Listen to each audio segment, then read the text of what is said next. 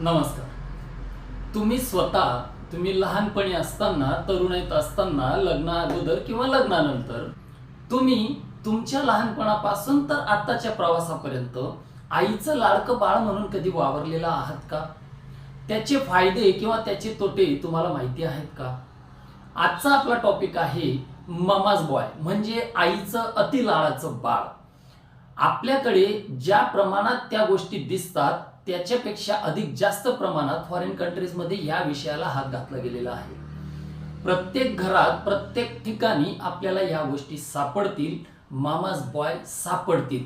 पण त्याचा अतिरेक होतोय का, किंवा त्याचा अतिरेक झाल्याचे फायदे काय किंवा तोटे काय, हा आजचा आपला विषय. नमस्कार, मी डॉक्टर गणेश पाटील स्वागत करतो तुमचं माझ्या युट्यूब चॅनलमध्ये, ज्याचं नाव आहे माय प्रॉब्लेम्स माय सोल्युशन. आजचा आपला मुद्दा आहे मामाज बॉय. तर सगळ्यात अगोदरचा प्रश्न असा आहे की what is mama's boy. Mama's boy म्हणजे काय, किंवा आईचं अति लाडाचं बाळ म्हणजे काय, याचा सगळीकडून व्यवस्थित रिसर्च करून मग मी हा मुद्दा तुमच्याकडे पूर्ण विश्लेषणाने मांडतोय. त्याच्यातलं पहिला मुद्दा, हे 2-3 गोष्टी क्लिअर करून घ्या की मामाज बॉय म्हणजे फक्त लहान बाळच नाही, तर लग्नानंतरचे 50 पर्यंतचे सुद्धा मामाज बॉय असू शकतात. लहान बाळापासून त्या गोष्टीची इन्व्हेस्टमेंट झालेली असेल तर 50 काय 60 पर्यंत जर तुमची आई असेल तर तिथं सुद्धा तुम्ही मामाज बॉय असू शकतात. ह्याच्यात हे प्रकरण जरी मी मामाज बॉय म्हणून सांगत असेल तरी मुलाच्या आयुष्यात आईने इंटरफरन्स करणं, इथं मामाज बॉयच्या जागेवर तुम्ही मामाज डॉटर सुद्धा टाकू शकता. असं समजू नका की ह्या टॉपिक मध्ये मामाज बॉय दिले म्हणजे मामाज बॉय फक्त पकडाल, याच्यात मामाज डॉटर सुद्धा पकडायचा आहे. मी प्रोटोटाइप म्हणून मामाज बॉय सांगतोय, पण त्याच्यात तुम्ही मुलगी सुद्धा गृहीत धरायची आहे. कारण जेव्हा जेव्हा मी म्हणेल की आई मुलाच्या मॅरिड लाईफ मध्ये इंटरफेरन्स करते, तेव्हा तेव्हा तुम्ही हे पण गृहीत धरायचंय की आई मुलीच्या मॅरिड लाईफ मध्ये इंटरफेरन्स करते. ह्या ठिकाणी त्याची व्याख्या अशी पकडायची. कुठल्या कुठल्या गोष्टींमध्ये तुम्ही आईकडे अवलंबून असतात, कुठल्या कुठल्या गोष्टींमध्ये आई तुमच्यावर अवलंबून असते, आणि या सगळ्या गोष्टीचा तुमच्या सांसारिक, तुमच्या पर्सनल लाईफ किंवा आईच्या पर्सनल लाईफ मध्ये काय परिणाम होतो, या सगळ्या गोष्टींचा आज आपण पूर्ण विश्लेषण बघतोय. सगळ्यात अगोदर मामाज बॉय म्हणजे काय. So first thing, there is a excessive dependency.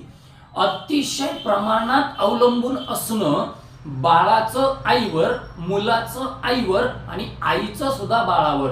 आईचं बाळावर तेवढं अवलंबून राहणं जास्त नसतं जेवढं बाळाचं आईवर असतं. मग त्याच्यामध्ये फिजिकल डिपेंडन्सी आली. तुम्हाला याच्यात ज्या काही गोष्टी मी आज सांगणार आहे त्याच्यातल्या ज्या तुम्हाला लागू पडत असतील त्याच फक्त तुम्ही लक्षात घ्या. ज्या लागू पडत नाही त्या डोक्यातून काढून टाका. आणि असं नेसेसरी नाहीये की मी सांगतोय म्हणून तुम्ही त्याच्यावर ऍक्शन घेतली पाहिजे. माझा तो काहीही मुद्दा नाही, मी फक्त माहितीपर तुम्हाला माहिती देतोय. तुम्हाला कळेल त्याच्यात तुम्हाला मला काय म्हणायचंय ते. So first thing, there is excessive physical dependency. So what is excessive physical dependency? की प्रत्येक शारीरिक कामाला, प्रत्येक फिजिकल कामाला बाळ किंवा मुलगा, तो तरुण असो, लहान बाळ असो, लग्नानंतरचा असो, तो प्रत्येक फिजिकल ऍक्टिव्हिटी साठी आईवर अवलंबून असतो. माझे शूज कुठे आहेत, माझे सॉक्स कुठे आहेत, मला पाणी हवंय, बसल्या जागेवर त्याला पाणी हवंय, बसल्या जागेवर त्याला कपडे चेंज करण्यासाठी कपडे हवे आहेत, त्याला कुठे जायची तयारी करायची आहे तर त्याची सगळी सोय त्याच्यासाठी आईनेच आणून दिलेली पाहिजे. त्याची स्कूल असेल तर त्याचं सगळं दप्तर वगैरे आईनेच रेडी करून दिलेलं पाहिजे. त्याच्या स्कूलमधून तो आल्यानंतर घरी आला तर त्याचे शूज काढणे, त्याचे कपडे चेंज करून देणे. लग्नापर्यंतच्या तरुण मुलाच्या बाबतीत सुद्धा तसंच, आणि लग्नानंतरच्या बाबतीत सुद्धा तसंच. अगदी त्याला जेवायला जेवण हवं असेल ते सुद्धा तो आईच्या जागेवर आईकडेच मागणार. तो म्हणणार नाही की मला जेवायचंय, आता मी स्वतःची तयारी थोडीफार करून पाहतो. अगदी एकेका छोट्या छोट्या पॉइंट साठी सुद्धा फिजिकल डिपेंडन्सी जास्तीत जास्त प्रमाणात असणं, हे मामाज बॉयची सुरुवात समजली जाते. Second thing, psychological dependency. प्रत्येक मानसिक गोष्टीमध्ये, भीती असो, राग असो, प्रेम असो, आनंद असो, द्वेष असो, मत्सर असो, कुठल्याही गोष्टीत मानसिकता जिथं जिथं त्याची इन्व्हॉल्व आहे, जिथं जिथं त्याच्या मनात काहीतरी उलथापालथ होते, त्या वेळेस तो मुलगा त्या जागेवर, त्या वेळेला आणि त्या इव्हेंटला अगोदर सेक्युअर्ड जागा म्हणून फक्त आईकडेच पाहतो. थर्ड थिंग इकॉनॉमिकल, ते आर्थिक वगैरेच्या फार मोठ्या गोष्टी, जर एवढाच मोठा तो अवलंबून आहे तर आर्थिकसाठी तर असतोच असतो. सोशियल, सामाजिक गोष्टीमध्ये समाजात काय चाललंय ह्या गोष्टीशी त्या मुलाला काही घेणं देणं नसतं, त्याचं जगच सगळं आई असतं. पुढचा मुद्दा, no belief, no confirmation, no decision. म्हणजे काय, मुलाला कुठल्याही गोष्टीचा विश्वास बसण्यासाठी तो अगोदर आई काय सांगेल ते ऐकेल. जोपर्यंत त्याची आई त्याला सांगत नाही की ही गोष्ट अशी आहे, तोपर्यंत त्या गोष्टीवर त्याचा जवळपास विश्वास कधीच बसणार नाही. म्हणजे आई म्हणेल तर विश्वास बसेल, आई म्हणणार नाही तर त्या गोष्टीवर विश्वास बसणार नाही. Second, confirmation. एखादी गोष्ट जर त्याला माहिती पडली, एखादी गोष्ट त्याला माहिती झाली, एखाद्या गोष्टीचं त्याला काहीतरी शाळेतून, बाहेरच्या मित्रांमधून जर त्याला एखादी माहिती मिळाली, तर ती माहिती खरी आहे की खोटी आहे हे कन्फर्म करण्यासाठी सुद्धा तो आईलाच मध्ये आणेल. जर त्याच्या आईने हो म्हटलंय तर ती कन्फर्म आहे, जर त्याच्या आईने नाही म्हटलंय तर ती कन्फर्म नाही. आयदर इररिस्पेक्टिव्ह ऑफ, आतापर्यंत जे मी सांगतोय याच्यात सत्यता वेगळी असू शकते, पण आई जे म्हणेल ते सत्य. बिलीफच्या बाबतीतही, कन्फर्मेशनच्या बाबतीतही प्रत्येक ठिकाणी सत्यता ही वेगळी असू शकते, पण आईने जर सांगितलं, आयदर ते खरं असो किंवा खोटं असो, आईने सांगितलंय then it is confirm. Third thing, decision making. यांना डिसिजन मेकिंग कॅपॅसिटी खूप कमी असते. हे लोक डिसिजन घेण्यासाठी प्रत्येक गोष्टीसाठी आईवर अवलंबून असतात. यांना प्रवासाला जायचंय, बॅग कशी भरायची हे डिसिजन ते स्वतः घेऊ शकत नाही. यांना अगदी लग्न करायचंय तर मुलगी त्यांना आवडते का याच्यापेक्षा त्यांच्या आईला आवडली का याच्यावर त्यांचा जास्त भर आहे. ते जे काही काम करतायत हे काम त्यांना आवडतंय का किंवा या कामात त्यांना इंटरेस्ट आहे का याच्यापेक्षा आईने सांगितलंय म्हणून ते काम करतील. So there is no confirm decision, no confirmation, no confirmation in belief. आणि last thing, finalization. So what is finalization, की एखादी गोष्ट करताना किंवा एखादं काम करताना ते काम फायनल करणं, त्याचा अंतिम निर्णय घेणं, ते काम संपवणं हे सुद्धा ते आईकडूनच कन्फर्म करतील. म्हणजे कुठल्याही गोष्टीचं उत्तर काय, सगळं मॅटर संपलंय, जे काही त्याच्या घरात असेल ते संपलंय, त्याच्या पत्नीचं त्याचं जे काही असेल ते संपलंय, त्याच्या नात्यागोत्यातला त्याचा जो काही प्रॉब्लेम आहे तो संपलाय, त्याच्या मित्रांबरोबर जो काही प्रॉब्लेम तो संपलाय. पण हा प्रॉब्लेम तोपर्यंत संपलेला नाही जोपर्यंत आई फायनल करत नाही की yes this is like that, this is like that आणि आता याच्यातनं तू बाहेर पड. त्यांची मानसिकताच नसते कुठली गोष्ट फायनल करण्याची आईच्या विचारांशिवाय. सो दिस इज, ह्याच्यात जेवढे मी लक्षणं सांगतोय हे सगळे मामाज बॉय मध्ये मोडत आहे. पुढचा मुद्दा आहे की मॉम सेज अँड मॉम इंटरफेअर्स. जवळपास या लोकांची सुरुवात बोलण्याची, आई असं म्हणते, आई तसं म्हणते, आई असती तर तिने असं केलं असतं, आई असती तर तिने तसं केलं असतं. मग ते स्वयंपाक असेल तर आईचा स्वयंपाक असा, जर कपड्यांचं असेल तर आईचे कपड्यांचा सेन्स असा, आईची साडी निवडण्याची पद्धत अशी, आईची बोलण्याची पद्धत अशी, आईने इथं असा निर्णय दिला असता, आईने इथं असं मत मांडलं असतं, माझी आई असती तर तिने हे केलं असतं, माझी आई असती तर तिने ते केलं असतं. या सगळ्या गोष्टींमध्ये मॉम सेज, माझी आई काय म्हणते, काय करते, ह्या गोष्टीवर त्यांचा खूप भर असतो. आणि याच्यातच आयदर आत्ताची गोष्टीत आपण मुलाची बाजू पाहतोय, आईची बाजू पाहिली तर या गोष्टींमध्ये आई प्रत्येक गोष्टीत इंटरफेअर करणार असते. आई म्हणते म्हटल्यानंतर आई म्हटलेलीच असते. आई असं करते म्हटल्यावर आईने ते केलेलं असतं. इथं मी पुन्हा क्लिअर करून देतो, मामाज बॉय मध्ये तुम्ही फक्त लहान बाळ धरू नका. लहान बाळापासून, टीनेजर पासून, तरुणापासून लग्नानंतरच्या पर्यंत प्रत्येकाच्या आयुष्यात जर तो मुलगा मामाज बॉय असेल तर तिथं तो आणि आई याच्यातला संपर्क हा असाच राहतो की त्याने आईच्या बाजूने विचार करावा, आईने त्याच्या बाजूने विचार करावा. ह्या दोघांचंच एकमेकांमध्ये जग चालू असतं. इतर जगाशी त्यांचं खूप काही घेणं देणं नसतं. असलं तरी शेवटचा निर्णय या दोघांमध्येच असतो. पुढचं, सन विथ मॉम फेल्स सेफ. हा मुलगा आई जवळ असली किंवा आईशी बोलत असला किंवा आईच्या संपर्कात असला तरच याला खूप सेफ वाटतं. आईपासून दुरावल्यानंतर याला जगात एकटेपणा होऊन जातो. आईपासून दुरावल्यानंतर हा सिक्युअर्ड फील होत नाही याला. आई हे त्याच्यासाठी सर्व जग असतं.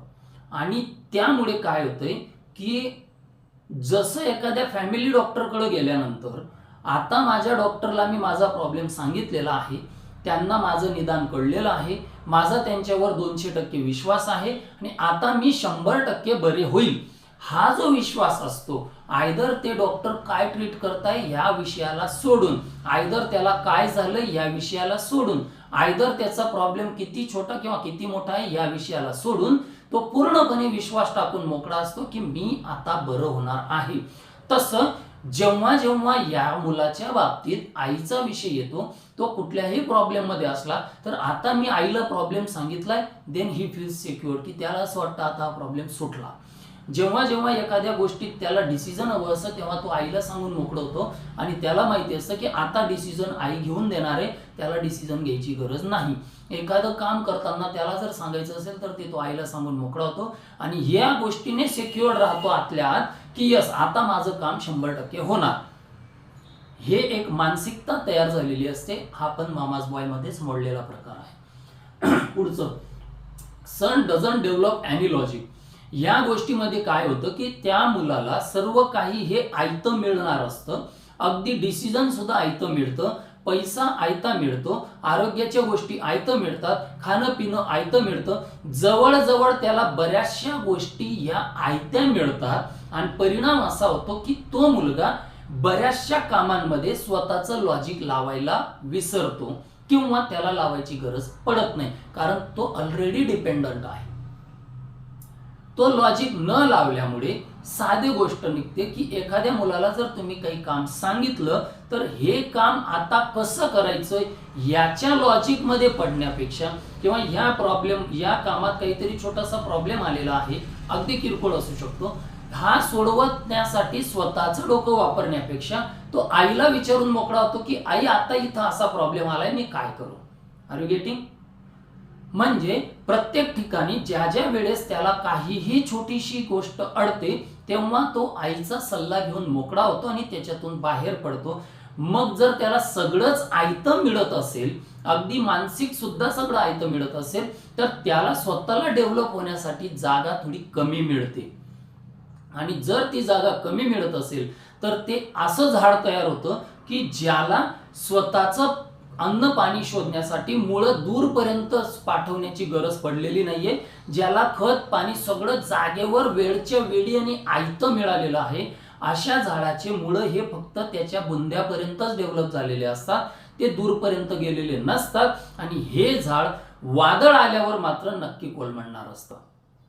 हे मामाज बॉयचंच लक्षण आहे. मामाज बॉय हा कुठल्याही गोष्टीवर जर आईवर अवलंबून राहत असेल तर त्याचे कारण काय असू शकतात.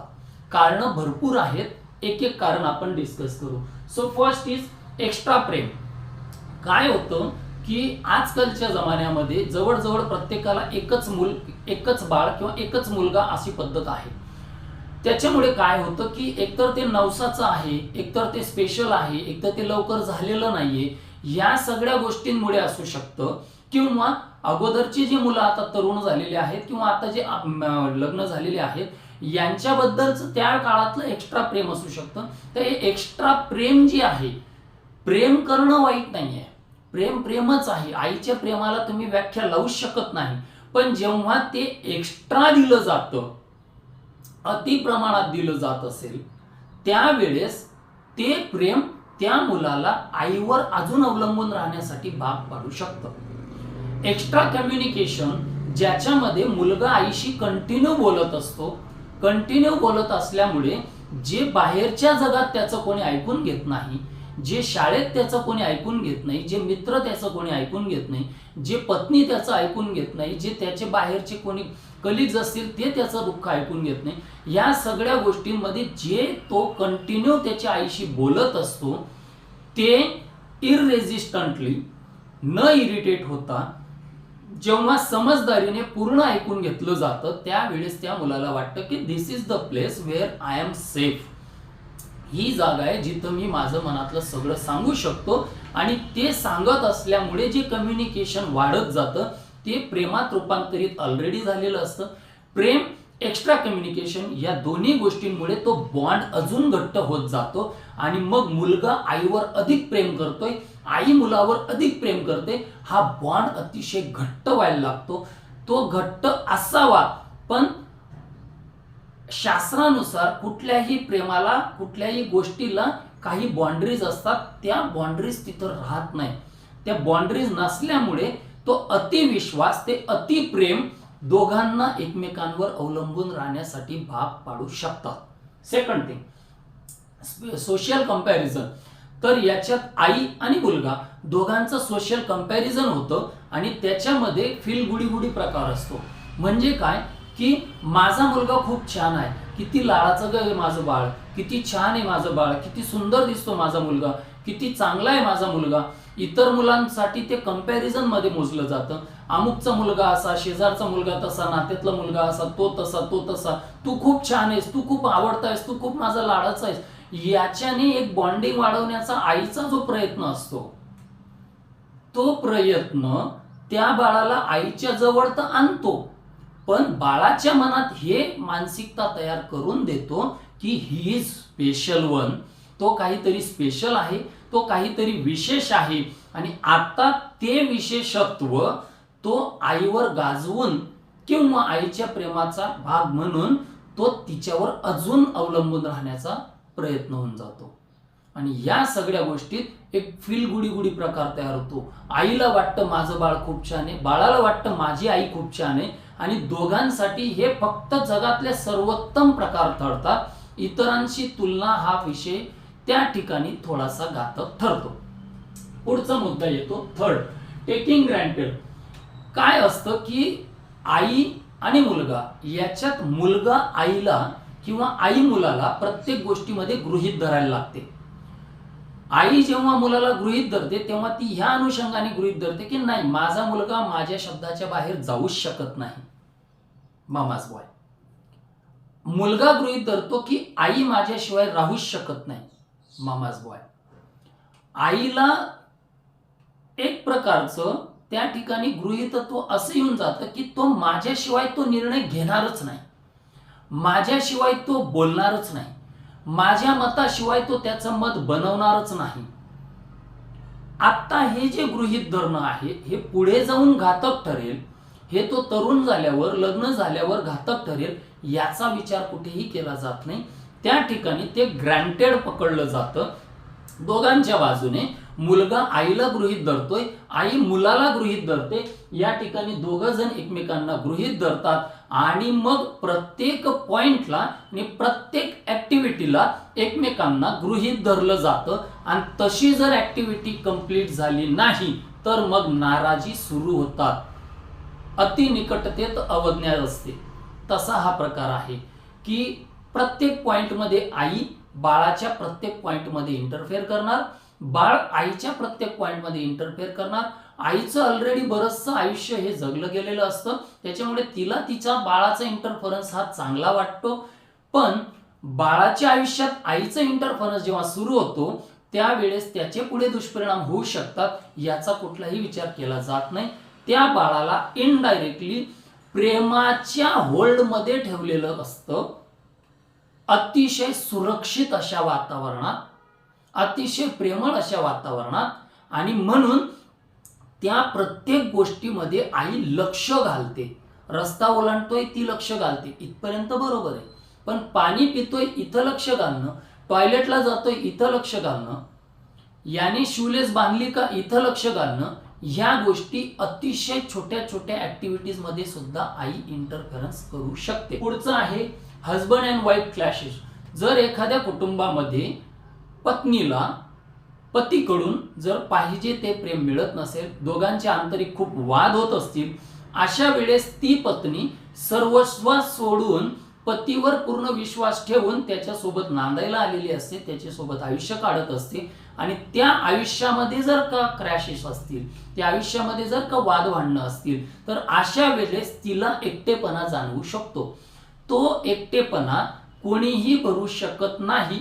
ती तिच्याकडं असलेलं सगळं प्रेम आता तिच्या मुलावर ओतणार. का ओतणार? She tries to secure her boundaries.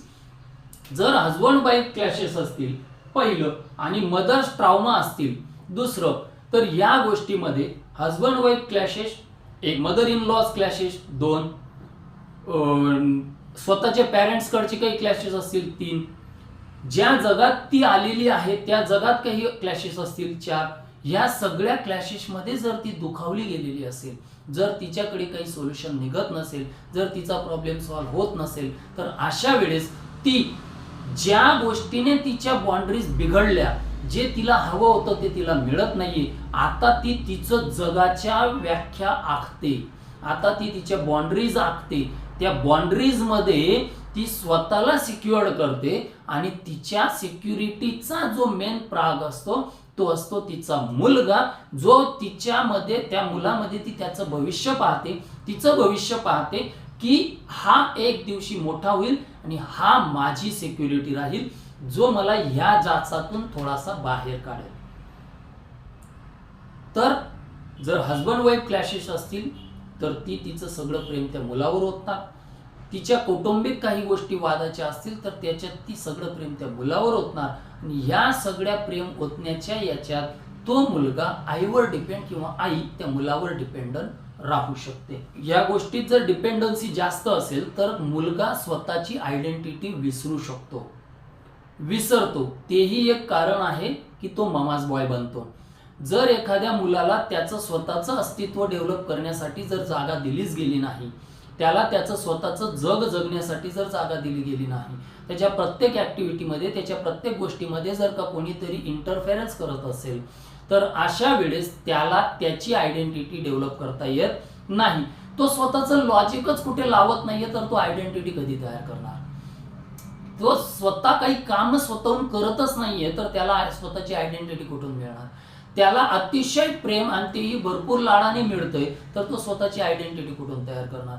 So son lacks his identity. And second thing, काही असे कारण आहेत ज्याच्याने मामाज बॉय होण्यासाठी पण परिणाम होऊ शकतो, जसं की फिजिकल डिसऑर्डर्स. एखादा मुलगा अपंग असतो, एखादं मतिमंद असतो, mental disorders, psychological disorders, personality disorders, अशा ज्या काही वैद्यकीय गोष्टी आहेत, या गोष्टींमध्ये सुद्धा आईवर अवलंबून असण्याचं प्रमाण वाढू शकतं आणि ते वाढल्यामुळे बाळ मामाज बॉय बनू शकतं.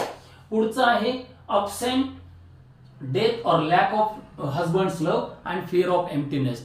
तर एकतर पती वारलेला असणं, पती नसणं, घटस्फोटित असणं, किंवा पती असून त्याचं पत्नीवर भरपूर प्रेम नसणं, पुन्हा घरात क्लॅशेस असणं, या सगळ्या गोष्टींमुळे आई तिचं सर्व प्रेम त्या मुलावर ओतते तिच्या बाउंड्रीज सिक्युअर करण्यासाठी, आणि त्यामध्ये सुद्धा मामाज बॉय डेव्हलप होऊ शकतात. आणि लास्ट पॉइंट आहे फिअर ऑफ एम्प्टीनेस, की ज्या वेळेस माझ्या स्वतःचं जे घरटं मी बनवते आहे, या घरट्यामध्ये जे माझं पिल्लू आहे, हे पिल्लू मला कधीच सोडून जाऊ नये ही भावना जेव्हा तयार होते, हे पिल्लू माझ्यापासून दुरावू नये ही भावना जेव्हा तयार होते, हे पिल्लू माझ्या जवळच असावं ही भावना जेव्हा तयार होते, तेव्हा ती पायरी पुढे जाऊन डेव्हलप होते मामाज बॉय मध्ये. तर हे होते आतापर्यंतचे सगळे कारण. मामाज बॉय या संकल्पनेमध्ये फायदे काय? खूप सारं प्रेम, खूप साऱ्या इमोशन्स, खूप सारी काळजी, या सगळ्या गोष्टींमुळे खूप काही चांगलं असू शकतं जर सगळ्या गोष्टी पॉझिटिव्ह असतील तर. जर याच्यात एकही गोष्ट निगेटिव्ह आली तर या सगळ्या गोष्टीचा दुधारी तलवारीप्रमाणे वापर होईल. एक घाव समोरच्याला लागेल, दुसरा घाव तुम्हाला लागेल, एक घाव बाळाला लागेल, एक घाव आईला लागेल. तर फायदे खूप काही जास्त नाहीयेत, एकमेव तेवढा फायदा मला दिसला. या व्यतिरिक्त कोणाला काही फायदे दिसले असतील तर कृपया कॉमेंटमध्ये तुम्ही टाकू शकतात. दुष्परिणाम किंवा तोटे हे मी आता पटापट सांगतो कारण हाच मुद्दा जास्त मोठा आहे. पहिली गोष्ट, ज्या वेळेस वादळ येतं तेव्हा या झाडाचं काय होणार? जेव्हा याच्यावर खूप मोठं संकट येतं, जेव्हा याच्यावर काहीतरी वाईट वेळ येते, अशा वेळेस जो स्वतःहून डेव्हलप झालेला आहे, ज्याने स्वतःचं जग तयार केलं आहे, तो काहीशा का होईना प्रमाणात तो खंबीरपणे उभा राहतो. पण मामाज बॉय अशा संकटाच्या वेळेस घाबरून जातात, आतून त्यांना भीती वाटते. Second thing, fear of detachment. हे ममाज बॉयला आईपासून दूर होण्याची खूप भीती असते. त्याच्यामुळे ते प्रत्येक गोष्ट निवडताना आई कशी जवळ राहील हेच निवडतात. कॉलेजला जाताना ते हॉस्टेल नाही निवडत, ते आईजवळ राहून प्रवास निवडतात. कुठे क्लासेसला जायचं असेल, बाहेर एखाद्या शिक्षणाला जायचं असेल तर ते आईला सोबत नेण्याचा प्रयत्न करतात. ते स्वतः हॉस्टेलला एकटे राहण्यासाठी टाळाटाळ करतात. कुठल्याही गोष्टीमध्ये त्यांना पाहिजे कोण असतं? आई. कारण आईपासून डिटॅच होण्याची त्यांना भीती असते. पुढचं, एंट्री इन मॅरिड लाईफ. या गोष्टीचा परिणाम असा होतो की एकदा का मुलाचं लग्न झालं की ती आई आता जर त्याच्या प्रत्येक ऍक्टिव्हिटीमध्ये जर येत असेल तर ती आई आता त्याच्या मॅरिड लाईफमध्ये पण आलेली आहे आणि ती आई आता त्याच्या मॅरिड लाईफमध्ये जर गायडन्स द्यायला लागली तर त्याचं जे अजून वेगळं जग तयार होणार होतं, ज्याच्यात तिसरी व्यक्ती आता आलेली आहे ती म्हणजे सूनबाई. आणि त्या लाईफमध्ये जेव्हा इंटरफरन्स चालू होतो तेव्हा क्लॅशेस होण्याचे चान्सेस खूप जास्त होतात. इव्हन काही घरांमध्ये होतही असतील. पुढचं पॉइंट आहे की Maugham is over protective about her bird. ती आई त्या मुलाच्या प्रत्येक गोष्टीमध्ये ओव्हर प्रोटेक्टिव्हपणा करते. त्या ओव्हर प्रोटेक्टिव्ह गोष्टी केल्यामुळे त्या बाळाची आतली जी डेव्हलपमेंट आहे ती डेव्हलपमेंट होण्यासाठी खूप प्रॉब्लेम्स येतात. प्रत्येक गोष्टीत त्याला तुम्ही प्रोटेक्शन दिल्यामुळे त्याला स्वतःला डेव्हलप होण्यासाठी प्रॉब्लेम्स येतात. टाकीचे घाव घातल्याशिवाय देव पण येत नाही. वाईट अनुभव आल्याशिवाय काहीतरी चांगल्या गोष्टी शिकायला मिळत नाही. या गोष्टीपासून तो मुलगा खूप दूर असतो. नेक्स्ट, व्यावहारिक ज्ञान. या मुलाला बाहेरचं व्यावहारिक ज्ञान हे स्वतःहून डेव्हलप होणाऱ्या मुलांपेक्षा खूप कमी असतं. व्यावहारिक ज्ञानामध्ये अगदी छोट्या छोट्या गोष्टींपासून मोठ्या गोष्टींपर्यंत कुठल्याही गोष्टीमध्ये जिथं जिथं याला स्वतःचं नॉलेज वापरायचंय, जिथं जिथं याला स्वतःची हिंमत वापरायची, जिथं जिथं याला स्वतःचं डिसिजन घ्यायचंय, अशा ठिकाणी हे मुलं कमी पडतात आणि ते इतरांवर अवलंबून जास्तीत जास्त आईवर अवलंबून राहतात. युट्यूबला डॉक्टर फिल म्हणून एक चॅनल आहे, तेवढं एक ओपन करा. याच्यात ते वेगवेगळ्या पेशंटचे, वेगवेगळ्या लोकांचे वेगवेगळे प्रॉब्लेम्स त्यांच्या समोर बसून सॉल्व्ह करून दाखवतात. त्यांच्यातली एक केस आहे की 47 वर्षाचा जेस नावाचा एक तरुण मनुष्य आहे जो मामाज बॉय म्हणून इतका आईवर अवलंबून आहे की 47 वर्ष वय असून सुद्धा त्याचं जागेवरचं शी सू सगळं आईला करावं लागतं. तो त्याच्या बेडवरून उठतही नव्हता आणि ही केस डॉक्टर फिल यांच्या समोर सॉल्व्ह करण्यात आलेली आहे. तर याला मामाज बॉय म्हणतात. बघा सिव्हिअरिटी किती दूरपर्यंत जाऊ शकते. म्हणून आपला मुलगा जास्तीत जास्त आपल्यावर तर अवलंबून नाही ना, हे आईंनी चेक केलं पाहिजे. आणि आपण जास्तीत जास्त आपल्या आईवर तर अवलंबून नाही ना, हे पण मुलांनी चेक केलं पाहिजे. पुढचा मुद्दा येतोय की मुलाला इतर रिलेशन हँडल करण्यामध्ये प्रॉब्लेम येतो. ज्या वेळेस तो द्विधेत येतो की एका बाजूला आई आहे जिच्यावर तो आतोनात प्रेम करतोय, जिच्या सल्ल्याशिवाय तो काही करत नाही, आणि आता त्याच्या आयुष्यात पत्नी आलेली आहे. पत्नी आणि आई हे रिलेशन हँडल करण्यामध्ये मामाज बॉय कमी पडतात. त्यांच्या नजरेने एकतर ते पत्नीला तरी कायम दुखवत असतात किंवा आईला तरी कायम दुखवत असतात. तर या ठिकाणी हा एक सगळ्यात मोठा दुष्परिणाम आहे, ज्याचे परिणाम त्यांना आयुष्यभर भोगावे लागतात. तिचे त्याचे सुद्धा वाद होत असतात. त्याचे आईचे वाद होऊ शकतात किंवा त्याचे आईचे वाद होणार नाहीत, कारण ते दोघांची बॉन्डिंग भयानक मोठी आहे. पण सुनेचे आणि सासूचे मात्र 100% क्लॅशेस होण्याचे चान्सेस जास्त असतात. पुढचा मुद्दा येतोय माझा, आईची इच्छा ही त्याच्यासाठी शेवटची ऑर्डर असते आणि ही शेवटची ऑर्डर जी आहे ही ऑर्डरच त्याच्यासाठी घातक ठरते. पुढे जाऊन त्याला त्याचे डिसिजन्स घ्यायला खूप प्रॉब्लेम येतो आणि म्हणून ते प्रॉब्लेम येत असताना तो नियरली आणि डेली कॉन्टॅक्ट, समजा तो आईपासून दूर जरी गेला, समजा त्याचं लग्न झाल्यानंतर तो दूर असेल तरी सुद्धा तो दिवसातून बऱ्याच वेळा किंवा दररोज तो आईशी कॉन्टॅक्ट मध्ये राहतो आणि राहून त्याच्या प्रॉब्लेम्सवर चर्चा करतो. हे सगळे काही दुष्परिणाम आहेत मामाज बॉय मध्ये. सोल्युशन काय? याच्यात सोल्युशन खूप चांगल्या प्रकारे काढता येऊ शकतात, जेणेकरून आई सुद्धा स्वतःला खंबीरतेने उभी करू शकते स्वतःसाठी, मुलगा स्वतःला खंबीरतेने उभा करू शकतो स्वतःसाठी. दोघांमधलं रिलेशन खूप चांगलं, खूप घनिष्ठ राहू शकतं. काही बाउंड्रीज या एकमेकांच्या बाबतीत आखल्या गेलेल्या राहतील, जेणेकरून एकमेकांना डेव्हलप होण्यासाठी वेळ मिळेल. पाऊस भरपूर पडल्यानंतर वाढलेलं पीक जेव्हा पावसाची ताण पडते त्यावेळेस थोडा वेळ मलूल होऊ शकतं, पण ते त्याच्या मुळ्या अजून आजूबाजूला पसरतं पाण्याच्या शोधार्थ.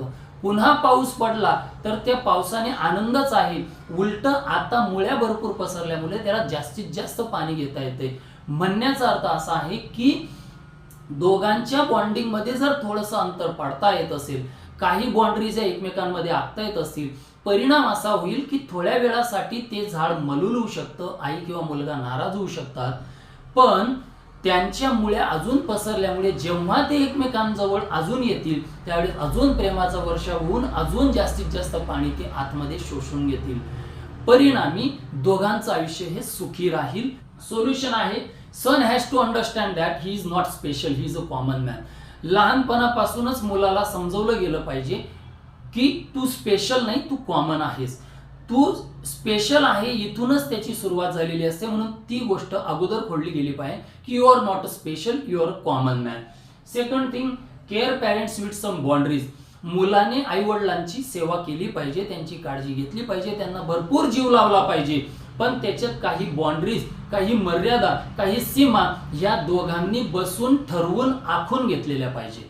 पुढचं आहे, मुलाला त्याच्या इमोशन्स काय आहेत, त्याच्या फिलिंग्स काय आहेत, या मुलाने माझ्या इमोशन्स आणि माझ्या फिलिंग्स म्हणून वापरल्या पाहिजे, ना की माझ्या आईला काय वाटेल, तिच्या फिलिंग्स काय आहेत, तिला या विषयावर काय वाटतंय ह्या म्हणून त्याने त्या कधीच वापरल्या नाही पाहिजे. जोपर्यंत तो स्वतःच्या फिलिंग्स एक्सप्रेस करत नाही, जोपर्यंत तो स्वतःचे इमोशन्स एक्सप्रेस करत नाही, जोपर्यंत तो स्वतःचं लॉजिक वापरत नाही, जोपर्यंत तो स्वतःचा डिसिजन घेत नाही, तोपर्यंत तो ह्या गोष्टीतून बाहेर पडू शकत नाही. आईला काय वाटतंय ह्यापेक्षा तुला काय तंय याला जास्त महत्व राहील. पुढं, मुलाने सेल्फ डिपेंडन्सी डेव्हलप करावी आणि रिक्रिएट करावी नवीन रिलेशन्स. ज्या गोष्टींमध्ये मुलगा प्रत्येक बाबतीमध्ये आईवर अवलंबून असतो, अगदी शूची लेस बांधण्यापासून, अगदी त्याचे इनर्स कुठे ठेवले तिथून, अगदी त्याने जेवण करावं की नाही आता इथून, या सगळ्या गोष्टींमधून मुलाने तात्काळ बाहेर पडावं आणि सेल्फ डिपेंडन्सी यानी अवलंबावी, जेणेकरून तो स्वतःची कामं स्वतः करेल. जोपर्यंत तो स्वतःचे कामं स्वतः करत नाही तोपर्यंत त्याला स्वतः डेव्हलप होता येत नाही. आणि ते कामं स्वतः करायला लागल्यानंतर अचानक झालेला बदल आईला मान्य नसल्यामुळे त्याने ते रिलेशन पुन्हा रिक्रिएट करावं, आईने सुद्धा ते रिलेशन पुन्हा रिक्रिएट करावं, आईने त्याला त्याची कामं स्वतः करण्यासाठी त्याला प्रोत्साहन द्यावं आणि हे नवीन रिक्रिएट केलेलं रिलेशन मध्ये त्या बाउंड्रीज आखल्या जाव्या. जशा आता मी तुम्हाला सांगतोय, अगोदर तो स्वतः आईला विचारत होता माझे कपडे कुठं आहेत, आता तो स्वतःहून कपडे घेतोय किंवा आई त्याला सांगते तुझे कपडे तू घे. रिलेशन तेच आहे, बाउंड्रीज आखल्या गेल्या. पुढचा मुद्दा येतोय husband emotion and practical support. हा पुढचा मुद्दा जो आहे याच्यामध्ये आईला तिच्या पतीकडून पूर्ण सपोर्ट मिळाला पाहिजे, तिच्या पतीकडून पूर्ण प्रेम मिळालं पाहिजे. ते रिलेशन मध्ये काही प्रॉब्लेम्स असतील, काही क्लॅशेस असतील तर ते त्यांनी अगोदर सॉल्व्ह केले पाहिजे. ते सॉल्व्ह केल्यामुळे त्यांची पायरी ओलांडण्याची चान्सेस कमी राहतील. त्याच्या पुढचा पॉइंट येतोय माझा की mom has not to hold him. आईने त्याला होल्ड करण्याचा प्रयत्न करू नये.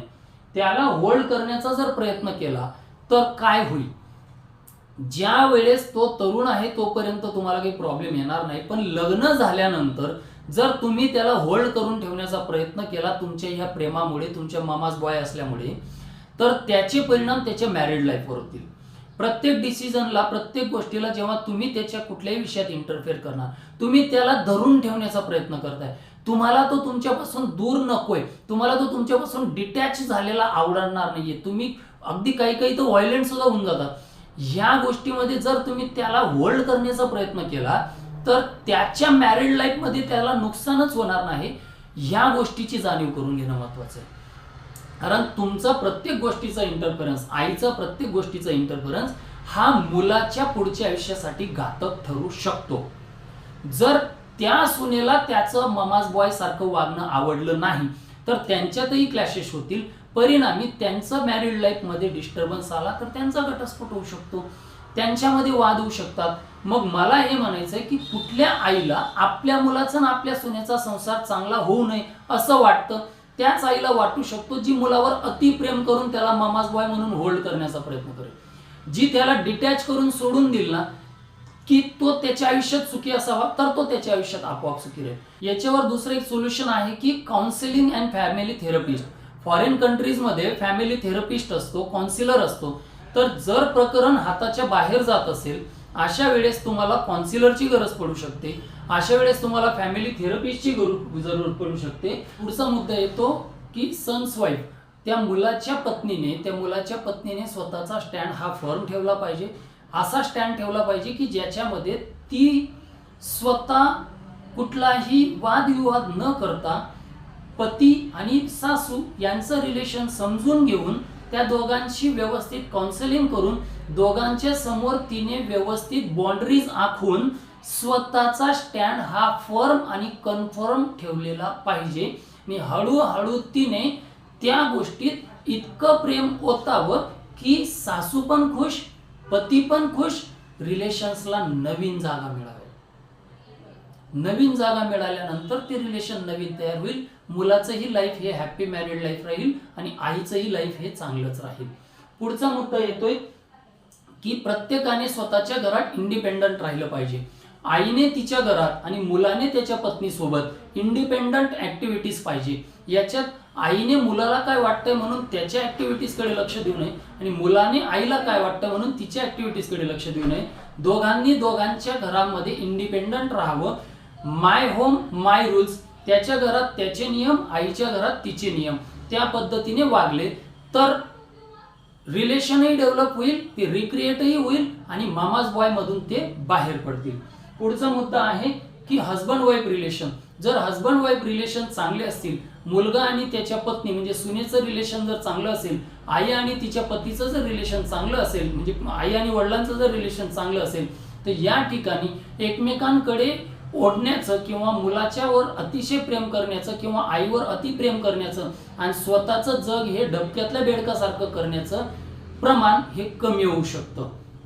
याच्यात मी अपेक्षा करतो की तुम्हाला मामाज बॉय ही संकल्पना पूर्णपणे कळली असेल. याच्यात मी कुठलेही सल्ले दिलेले नाहीत, कोणाला काही ऍडवाइस केलेलं नाहीये. मी सांगितलेल्या सल्ल्याने चला असंही म्हणत नाहीये. फक्त ज्या संकल्पना मी आता मांडलेली आहे, या संकल्पनेमध्ये जर तुम्ही भाऊ म्हणून, पती म्हणून, मित्र म्हणून, तुम्ही स्वतः मुलगा म्हणून जर बसत असाल तर वेळीच सावध होणं गरजेचं आहे. स्त्रियांच्या बाबतीत विचार केला तर तुम्ही आई म्हणून, पत्नी म्हणून, मुलगी म्हणून जर त्याच्यात येत असाल तर तुम्हीही वेळीच सावध होणं गरजेचं आहे. अतिशय प्रेमळ नातं पण योग्य मर्यादा आपण जर केलं तर दोघांना डेव्हलप होण्याचे चान्सेस जास्त मिळतील. कारण हे बाहेरचं जग कधीही वाईट पद्धतीने बदलू शकतं. अशा वेळेस तुम्हाला खंबीर राहणं गरजेचं आहे आणि तुम्हाला खंबीर व्हायचं असेल तर स्वतःही काही चांगले वाईट अनुभव घेणं गरजेचं आहे. तुम्ही डबक्यातलं बेडूक न बनता समुद्रातला शार्क व्हावं एवढीच माझी इच्छा आहे. रामकृष्ण हरी.